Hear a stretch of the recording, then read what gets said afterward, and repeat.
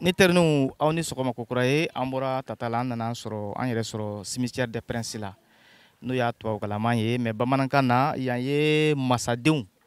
bamanankan masadenw masacɛ b'a la masamuso b'a la masadenw olu ka sutaralikɛyɔrɔ de tun yan ye n'an k'o ma ko kaburulo cimetière des Princes yan ye yɔrɔ min ni yɔrɔ in dogolen don kosɛbɛ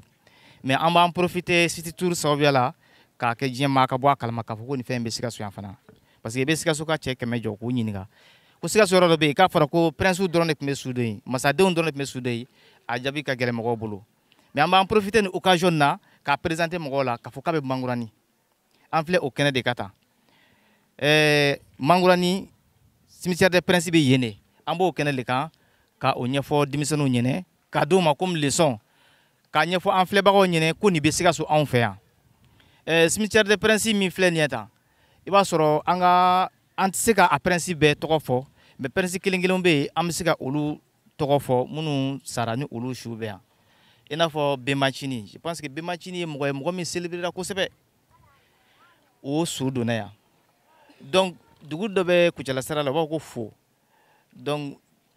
prince dɔ fana tun tɔgɔ ye ko Babaka n'o b'a fɔ ko Di Fo ale fana bɛ yan Adama Traoré n'o ye Babembaden ye o fana bɛ yan Ngolo Kunafa o fana bɛ yan olu bɛɛ bɛ yan o ye tɔgɔ damadama ye n ye minnu cité minnu bɛ yan an filɛ yɔrɔ min na komi tan mètre 35 carré 35 mètres carrés k'a daminɛ yan kun na yan ka taa ni poto nin na ka na nin so in sigila a ka dɔɔni nin so jɛma min filɛ nin ye an ɲɛ b'a la o sigilen b'a ka dɔɔni donc nin tun ye yɔrɔ min lakananen don k'a bila masadenw dɔrɔn n'i tun tɛ masaden ye su tɛ don yan o don fana a yɔrɔ kun lakɔlɔsilen don mais comme masaya tile tɛ yen tuguni yɔrɔ lo an ka kan ka yɔrɔ min préserver pour que anw denw n'an mɔdenw k'a dɔn ko Sikaso masadenw tun bɛ su don yan donc o de ye fɛn ye k'a ɲɛfɔ aw ɲɛna mais n bɛ tila n bɛ ɲininkali sɛmɛ aw yɛrɛ la donc mɔgɔ tɛ bɔ dunun kɔrɔ k'i kɔnɔ fɔ kɔfɛ ɲininkali minnu b'aw fɛ ka kɛ Sikaso yɔrɔ nin na yan a bɛ se ka kɛ ni bi tɛ yɛrɛ mɔgɔ caman fana t'a dɔn k'a fɔ ko cimetière bɛ yan princes tɔgɔ la donc ni ɲininkali min b'i fɛ i b'a kɛ. kaburu dɔ in ni san cɛ ɲina a san joli Fadima ko an filɛ kaburu dɔ min na tan n'o ye cimetière des Princes ye ko a bɛ taa san joli la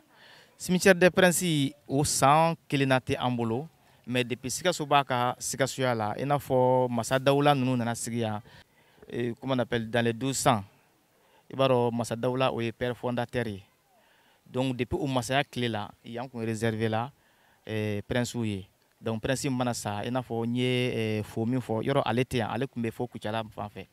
donc mais o su taara kana don yan parce que yan de kun laɲinina mais k'a fɔ ko nin ye a date exacte ye k'a fɔ ko su fɔlɔ donna yan o wagati la tiɲɛna o date t'an bolo mais an b'a noter k'a ɲɛɲini. Munna a yɔrɔ ma lakana ni denmisɛnninw bɛna to ka ballon tan a yɔrɔ la? I ka ɲininkali diyara an ye comme n bɔra ka o kuma de fɔ ko in daminɛ na ni bi tɛ e kun t'a dɔn ni bi tɛ minnu bɛ ballon tan o kun t'a dɔn u fɛ kɛnɛjɛ lankolon de don an ye a don da la de k'a jira k'a fɔ yɔrɔ nin bɛ yan yɔrɔ lankolon tɛ yɔrɔba lo yɔrɔ min ka kan ka lakana mais n b'a dɔn ɲɛmɔgɔw tulo bɛ e ka ɲininkali la u bɛna fɛɛrɛ tigɛ pour que a yɔrɔ in don da la k'a kɛ mɔgɔw tɛmɛtɔ k'a dɔn ko yan ye fɛn dɔ ye. pourquoi wuraw princes dɔrɔn de bɛ don wuraw tɛ don ɲininkali ɲɛna ale ye ɲininkali kɛ ko munna ko masadenw dɔrɔn de tun bɛ don yan ko masaw tun tɛ don yan komi a bɔlen bɛ cogo min na masa ani masaden o tɛ kelen ye ni masa kun sara masa ka laadaw kun ka ca kosɛbɛ masaw yɛrɛ tun bɛ u ka sudon yɔrɔw fɔ k'a fɔ ni ne sara aw ye ne sudon nin yɔrɔ in na o de nana ni sababu ye k'a kɛ ani princes ta bɔra ɲɔgɔn na n b'o misali ta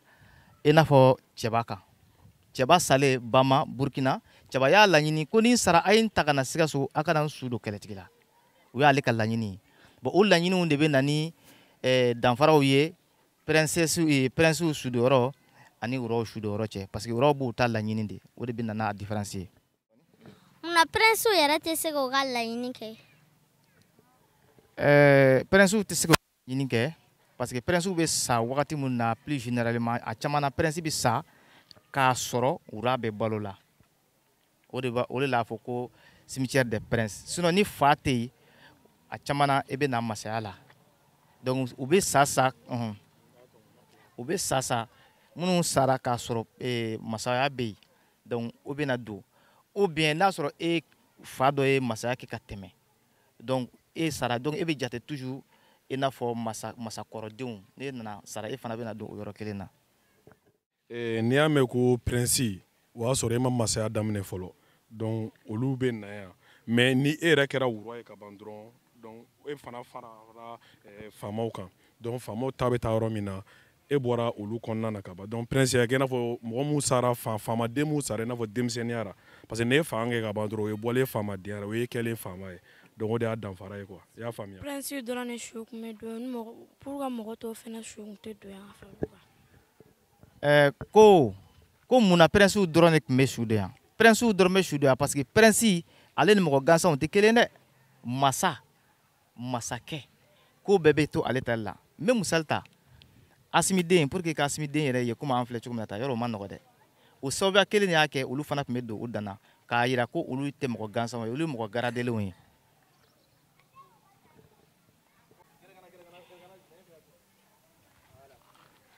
Pourquoi n'a sɔrɔ ni musomanw tun bɛ wura den na mun na musomanw fana bɛ den don yan nɔ.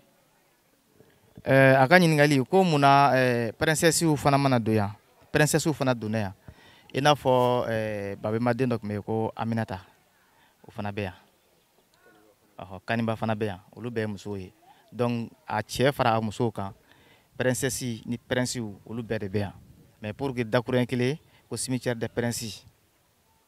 masadenw ka kaburulo cɛ b'a la musow b'a la. mais mun na u b'a fɔ yan ma ko kaburujɛni alors que cimetière tɔ bɛ a tɛ fɔ olu ma ko kaburujɛni quoi. U b'a fɔ yan ma kaburujɛni parce que ne ye yan dugukolo argile couleur ta k'a lajɛ argile jɛlen don a bɔgɔ jɛlen don o de kama u b'a fɔ ko kaburujɛni.